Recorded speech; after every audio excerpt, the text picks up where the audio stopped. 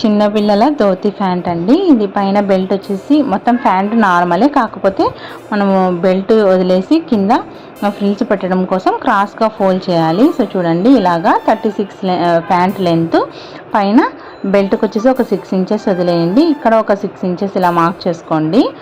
మనము 2 ఇంచెస్ ఇలాగా కిస్తా ఇలాగ మార్క్ చేసుకోవాలి. అలాగే కింద వచ్చేసి ఒక కాలు మనం లూజు 6 ఇంచెస్ పెట్టుకున్నాను. ఇలాగ ఒక 3/4 ఇంచ్ ఇలా మార్క్ చేసుకోవాలి. ఫోల్డ్ చేసి కుట్టుకునేదండి ఓపెన్ ఇటు సైడు.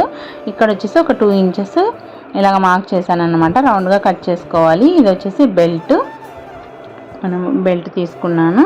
సో ఇక్కడ వచ్చేసి ఇక్కడే మనం ఈ క్రాస్ కట్ చేసాం కదా 2 ఇంచులు ఇంతకుముందు చూపించింది, దాన్ని ఇలాగ జాయింట్ చేసుకోవాలి. ఈ సెంటర్కి మనము ఇలాగ ఫ్రిల్స్ వచ్చేసి ఇలాగ ఆపోజిట్ పెట్టుకోవాలి. అటు సైడ్ది ఇటు సైడ్ది చూడండి, ప్లేట్స్ ఇలాగ మనం ఆపోజిట్ పెట్టుకోవాలి. సో ఇవి ఇలాగా మనం ఇటు సైడ్ ఎప్పుడు వచ్చేసి రివర్స్ ఇలా పెట్టుకోవాలి. సో ఇప్పుడు 2 కిస్తాలు మనం జాయిన్ చేసేసుకోవాలి.